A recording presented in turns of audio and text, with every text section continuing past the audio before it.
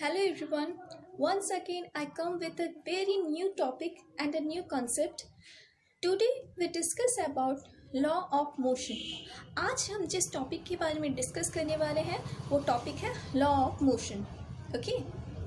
इससे पहले की वीडियो में मैंने आपसे शेयर किया था, डिस्कस किया था हमने अबाउट काइनेमेटिक्स. काइनेमेटिक्स में हमने बेसिकली स्टडी किया था कि वो एक फिजिक्स का वो ब्रांच है जहां हम लोग मोशन ऑफ द ऑब्जेक्ट के बारे में डिस्कस कर रहे थे with respect to space and time. वहां हम जो फोर्स लग रहा था उस बॉडी के ऊपर उसको कंसिडर नहीं कर रहे थे. But in this topic, in this lesson, we should consider here the forces, all the forces acting on that object. तो सबसे पहला डेफिनेशन जो हम पढ़ेंगे और जानेंगे उसके बारे में वो है dynamics. Then what is dynamics? Kinematics की तरह डायनामिक भी एक फिजिक्स का ब्रांच है. It is also a branch of physics which deals with the motion of the object considering all the causes of it. वो सारी कॉज जिस वजह से वो मोशन हो रहे हैं. कॉज का यहाँ पर क्या मतलब है? कॉज मतलब वो फोर्स जिसकी वजह से वो मोशन हो रहा है. हम एक फोर्स अप्लाई कर रहे हैं उस ऑब्जेक्ट पर जिसकी वजह से उस ऑब्जेक्ट में मोशन हो रहा है. ठीक है. सबसे पहले हम जानेंगे व्हाट इज फोर्स. फोर्स का डेफिनेशन हम सबसे पहले जानेंगे डिटेल में. बेसिकली इस चैप्टर में हमें 3 लॉज ऑफ मोशन के बारे में पढ़ना है, लेकिन उसमें जाने से पहले हम फोर्स के बारे में जान लेंगे. It is actually an external cause which forms in the form of push और pull. ये एक एक्सटर्नल कॉज है. एक्सटर्नल का क्या मतलब है? यानी कि जो बाहर से लगता है, जो हम लगाते हैं बाहर से, वो एक एक्सटर्नल कॉज किसके फॉर्म में? पुश या फिर पुल, जो कि किसी भी मूविंग ऑब्जेक्ट के मोशन को स्टॉप करने में या फिर किसी रेस्ट ऑब्जेक्ट को, रेस्ट के बारे में भी इससे पहले वीडियो में मैंने डिस्कस किया था कि किस पोजीशन को रेस्ट कहते हैं.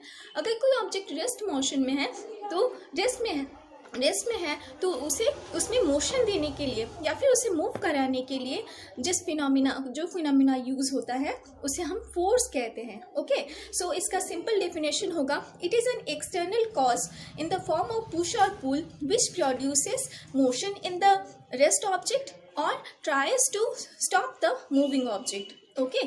ये है हमारा सिंपल फोर्स का डेफिनेशन. ओके. तो यहाँ पर एक कॉन्सेप्ट आया कि बॉडी में जब तक हम फोर्स अप्लाई नहीं करेंगे तब तक उसमें मोशन नहीं होगा, और जब तक हम फोर्स अप्लाई नहीं करेंगे तब तक किसी मूविंग बॉडी को रोक भी नहीं सकते. उसके मोशन को होने से हम नहीं रोक सकते, उसको रेस्ट पोजीशन में नहीं ला सकते जब तक कि ना उसमें हम फोर्स अप्लाई करेंगे. तो न्यूटन का फर्स्ट लॉ भी इसी फॉर्मूले से आया है कि it's actually a state of inertia. इसी बॉडी का वो टेंडेंसी जहाँ बॉडी अगर रेस्ट में है तो वो हमेशा रेस्ट में ही रहना चाहेगा, और अगर वो मोशन में है तो वो हमेशा मोशन में ही रहना चाहेगा अनटिल और अनलेस, जब तक कि ना उसमें कोई एक्सटर्नल फोर्स अप्लाई हो. इस फॉर्मूला को ही हम लोग Newton's first law of motion कहते हैं. तो इसका सिंपल डेफिनेशन क्या होगा? The body will remains at rest और in motion until or unless some external forces can apply on it. जब तक कि ना हम कोई एक्सटर्नल फोर्स उस बॉडी में अप्लाई नहीं करेंगे तब तक अगर वो रेस्ट में है तो रेस्ट में ही रहेगा, और अगर वो मोशन में है तो हमेशा कंटिन्यूअसली मोशन में ही रहेगा. जब हम उसमें फोर्स अप्लाई करेंगे तब वो रेस्ट ऑब्जेक्ट मूव करेगा, और वो मोशन में जो ऑब्जेक्ट है वो रेस्ट पोजीशन में आ सकता है. ओके. तो इसे हम कहेंगे लॉ ऑफ इनर्शिया या फिर Newton first law of motion. और अब बात करते हैं Newton second laws of motion के बारे में. ओके. पहले इसके सिंपल डेफिनेशन को पढ़ते हैं, उसके बाद मैं इसे आपको सिंपलेस्ट फॉर्म में समझाऊंगी. Newton's second law stated that when an external force is applied to a body of constant mass, ध्यान दीजिएगा यहाँ पे एक बहुत इंपॉर्टेंट वर्ड आया, constant mass. ओके. अब बाद में बताती हूँ इसके बारे में. when an external force is applied in the body of constant mass, then the force produces an acceleration which is directly proportional to the mass of the body.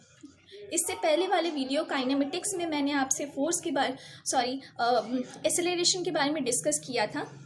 सो इस definition से हमें पता चल रहा है कि जब हम किसी बॉडी के ऊपर फोर्स लगा रहे हैं, कौन सा बॉडी जिसका मास कांस्टेंट है, मतलब फोर्स लगने के बाद उसका मास चेंज नहीं हो रहा है, ऐसे किसी बॉडी में जब एक्सेलरेशन प्रोड्यूस होगा ड्यू टू फोर्स, उस फोर्स की वजह से जब एक्सेलरेशन प्रोड्यूस हो रहा है, तब वो एक्सेलरेशन डायरेक्टली प्रोपोर्शनल होगा उसके बॉडी के मास से वो डायरेक्टली प्रोपोर्शनल होगा। ओके, ये आया हमारा Newton second laws of motion. अब बात करते हैं Newton third laws of motion की, जो कि बहुत ही शॉर्ट और इंटरेस्टिंग भी है। कैसे? देखिए, Newton third law of motion है, in every action there is an equal and opposite reaction.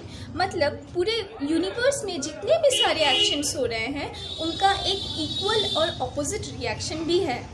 Okay, तो इसे एक सिंपल से एग्जांपल से समझते हैं। हमने स्विमर्स को देखा होगा स्विमिंग करते हुए स्विमिंग पूल में। तो स्विमर्स एक्चुअली वो स्प्लैश आउट करते हैं वाटर को बैकवर्ड डायरेक्शन में। ओके, वो स्प्लैश आउट करते हैं वाटर को बैकवर्ड डायरेक्शन में। वो बैकवर्ड डायरेक्शन में वाटर स्प्लैश आउट होता है, इसीलिए वो फॉरवर्ड डायरेक्शन में मूव करते हैं। ओके, क्योंकि उसे जब वो एक पॉइंट से दूसरे पॉइंट तक जाने के लिए स्विमिंग पूल में वो अपने हाथों को और पैरों को बैकवर्ड डायरेक्शन में पुश करते हैं, तभी वो आगे जाते हैं। तो ये एक सिंपल एग्जांपल है कि उस स्विमर ने पीछे बैकवर्ड डायरेक्शन में फोर्स लगाया, इसीलिए वो फॉरवर्ड डायरेक्शन में मूव कर रहा है। तो यहाँ पर एक इक्वल और ऑपोजिट फोर्स लगा। ये तो एक जस्ट सिंपल एग्जाम्पल था। तो ये है Newton third law of motion, that in every action there is an equal and opposite reaction. Okay, now we shall discuss about linear momentum.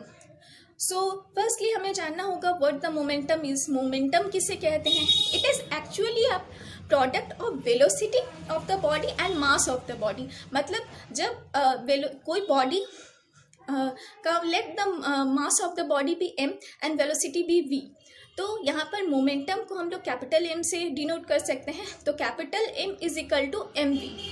So it simply a product of mass of the body and its velocity. ठीक है, जब हम लोग किसी body में force apply करेंगे तब उसमें एक्सेलरेशन प्रोड्यूस होगा। एक्सेलरेशन प्रोड्यूस होने का क्या मतलब है? वेलोसिटी डिफर करेगा, initial velocity minus final velocity minus initial velocity, ये हम जान चुके हैं। सो वेलोसिटी और मास उस बॉडी का, इन दोनों का प्रोडक्ट को ही कहेंगे हम लोग linear momentum.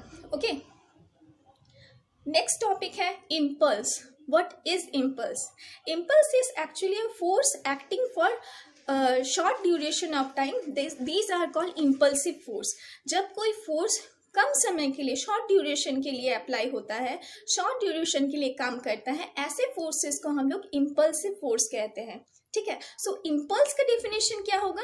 It is actually a product of forces and the small time interval for which it acts. मतलब जो फोर्स हमने अप्लाई किया है उसका, और जो short time small time interval है उस फोर्स के एक्टिंग में, उन दोनों के प्रोडक्ट को ही हम लोग इम्पल्स कहेंगे। ओके, और इम्पल्स एक वेक्टर क्वांटिटी है जिसका कि एसआई यूनिट न्यूटन मीटर है। ये आप नोट कर सकते हैं कि ये एक वेक्टर क्वांटिटी है और इसका एसआई यूनिट न्यूटन मीटर है। अब अभी हमने पढ़ा लीनियर मोमेंटम के बारे में। तो लीनियर मोमेंटम के बारे में जानने के बाद अब हम देखना पड़ेगा कि what are the laws of conservation of momentum. Momentum किस समय कंजर्व्ड है, ऐसा हम कह सकते हैं, जहां total momentum of an isolated system of the particle is constant. Total momentum of an isolated system का क्या मतलब है? जहाँ पर किसी ऑब्जेक्ट पर जब सारे फोर्सेस, जितने भी हम फोर्स लगा रहे हैं, उसका रिजल्टेंट जब जीरो होगा मतलब वो आइसोलेटेड है, मतलब उसमें कोई भी फोर्स नहीं लग रहा है।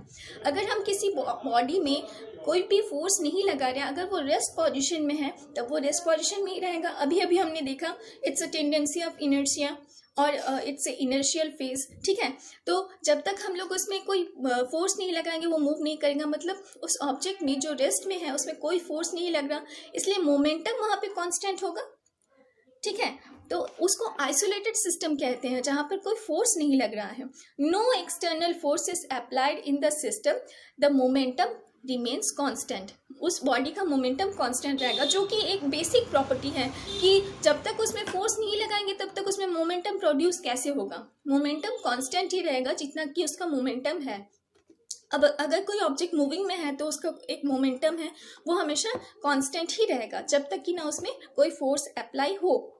ओके, अब हमारे यहाँ एक और इंटरेस्टिंग टॉपिक है जो कि concurrent force and equilibrium. Concurrent word का क्या मतलब है ये हम सबसे पहले समझेंगे। एक्चुअली कॉन्करेंट वर्ड का मतलब है किसी एक पॉइंट पर जब सारे फोर्सेस अप्लाई हो रहे हों, या फिर ऐसा कहें कि किसी एक ही पॉइंट पर जहाँ सारे फोर्सेस एक्ट कर रहे हों, ऐसे पॉइंट को और ऐसे फोर्स को हम लोग कॉन्करेंट फोर्स कहते हैं। इसे डेफिनेशन में कैसे लिखेंगे? A group of forces which are acting in one point. जहाँ बहुत सारे ग्रुप ऑफ फोर्सेस मतलब बहुत सारे फोर्स एक ही पॉइंट पर एक्ट करेंगे, ऐसे फोर्सेस को हम लोग कॉन्करेंट फोर्स कहते हैं। ओके, इसका एक सिंपल डेफिनेशन हमने जाना। This force are said to be in equilibrium. ये कॉन्करेंट फोर्स इक्विलिब्रियम के साथ कनेक्टेड है, क्योंकि ये फोर्स को कॉन्करेंट फोर्स को इक्विलिब्रियम कंडीशन में है। ऐसा हम कब कह सकते हैं? If there is no change in the position of rest और मोशन। अगर ऑब्जेक्ट अगर रेस्ट में है तो रेस्ट में ही रहेगा, और अगर मोशन में है तो मोशन में ही रहेगा, फोर्स अप्लाई करने के बाद भी। यहाँ पर एक ट्विस्ट है। अभी तक हमने देखा कि फोर्स अप्लाई नहीं हो रहा था, इसीलिए वो रेस्ट में है और मोशन में रहेगा जब तक कि ना उसमें फोर्स अप्लाई हो। लेकिन अगर ऐसा हुआ कि हमने उस पर फोर्स अप्लाई किया फिर भी वो रेस्ट में ही है, या फिर किसी मूविंग ऑब्जेक्ट पर अगर फोर्स अप्लाई किया तब वो मोशन में ही है, वो स्टॉप नहीं हो रहा, इसके पीछे का रीजन क्या है? कॉन्करेंट फोर्सेस, यानी कि उसका नेट फोर्स का वैल्यू 0 होगा, या फिर वो इक्विलिब्रियम में रहेगा, ऐसा कह सकते हैं। ओके, तो अगर नेट फोर्सेस उस बॉडी पर एक्ट कर रहे हैं वो 0 हुआ, मतलब वो डिस्प्लेस नहीं किया, उसमें कोई मोमेंटम कोई एक्सेलरेशन कुछ नहीं हुआ उस ऑब्जेक्ट पर, तब उसे हम लोग कॉन्करेंट फोर्स उसमें लग रहा है ऐसा कहेंगे कि एक ही पॉइंट पर सारे फोर्सेस लग रहे हैं, लेकिन फिर भी वो इक्विलिब्रियम पोजीशन में ही है, उसमें कोई मूवमेंट कोई चेंज नहीं होगा, क्योंकि उसमें नेट फोर्स वो 0 है। ठीक है, सारे रिजल्टेंट फोर्स का वैल्यू 0 आएगा। ठीक है, तो अब इक्विलिब्रियम पोजीशन में रिजल्टेंट फोर्स 0 होगा, ये हमने जाना। अब एक छोटा सा और इंटरेस्टिंग और डेफिनेशन है, वो है वेट।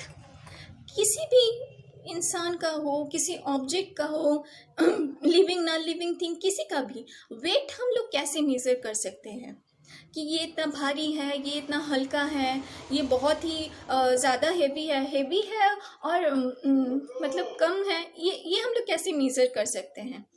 तो ये हम मेज़र करते हैं वेट से कि उस ऑब्जेक्ट का वेट कितना है। तो वेट एक्चुअली है क्या? It is a force with which earth attracts a body towards its centre. जो ग्रेविटेशनल फोर्स अर्थ लगा रहा है, अर्थ जो ग्रेविटेशनल फोर्स बॉडी पर लगा रहा है डाउनवर्ड्स